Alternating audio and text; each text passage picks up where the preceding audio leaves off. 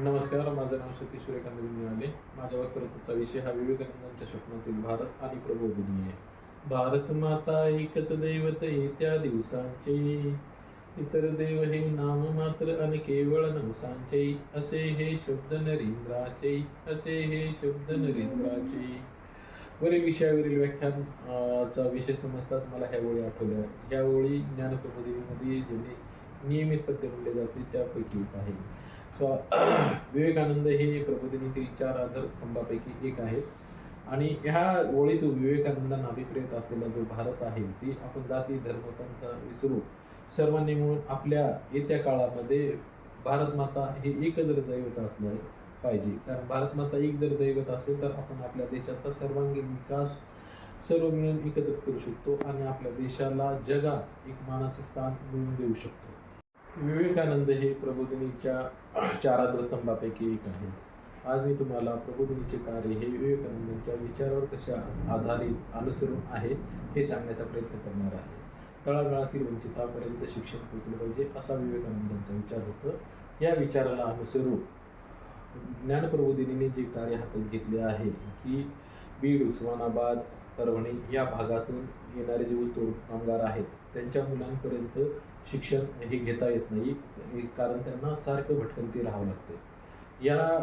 या समस्येचा विचार करून प्रबोधिनींनी ह्या मुलांच्या शिक्षणासाठी हंगामी शाळा सुरू केल्या आहेत. त्यांच्यापर्यंत हे शिक्षण पोचलं म्हणजे ते येणारे कामगारांची मुलं पुढे ऊसतोड कामगार न होता त्यांचा विकास होऊन हे देशाच्या आपल्या उन्नतीला कसं उपयोगी पडते ह्याचा विचार प्रबोधिनीने केला आहे. आणि येणाऱ्या काळामध्ये असा विचार करून तळागाळातील लोकांना वरपर्यंत नेलं तर आपल्या देशाचा विकास हा खऱ्या अर्थाने होणार आहे. आपल्यापेक्षा कमी अधिक वाईट परिस्थिती असलेल्या लोकांवर एखादं जर संकट आलं, नैसर्गिक आपत्ती आली तर त्यांना आपण मदत केली पाहिजे, त्यांची सेवा केली पाहिजे. त्या विवेकानंदांच्या विचाराला अनुसरून ज्ञानप्रबोधिनी असे नैसर्गिक आपत्ती असो, केरळसारखी दुर्घटना असो किंवा किल्लारीसारखा भूकंप असो, इतर नैसर्गिक आपत्तीमध्ये प्रबोधिनींनी त्या ज्या लोकांवर याची आपत्ती आली आहे त्यांना सहकार्य करण्यासाठी नेहमीच अग्रेसर राहिलेली आहे. त्यांच्या काळात भारतीय लोक हे आळशी होते आणि त्या आळसापासून वाचण्यासाठी विवेकानंदांनी त्यांना प्रथम शरीर बलाची उपासना सांगितली. शरीर बलाची उपासना केल्यानंतर तुम्ही प्रत्येक कार्यामध्ये यशस्वी होऊ शकता.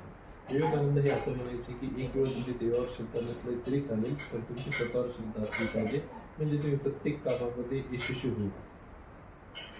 याला अनुसरून प्रबोधिनीमध्ये रोज सांघिक खेळ आणि दल कवायती हे घेतले जातात आणि मुलांना युवकांना शरीर बलाच्या उपासनेचं महत्त्व समजून दिलं जाते. आणि आज पण प्रबोधिनीमध्ये मलखांब, कबड्डी यासारखे जे आपले जुने खेळ आहेत ते खेळले जातात. निर्भयता बळ आस्था यांचे एकी हे दैवत समजावे, जे जे वंचित त्यांच्यासाठी संघटना हे सूत्र बनावे.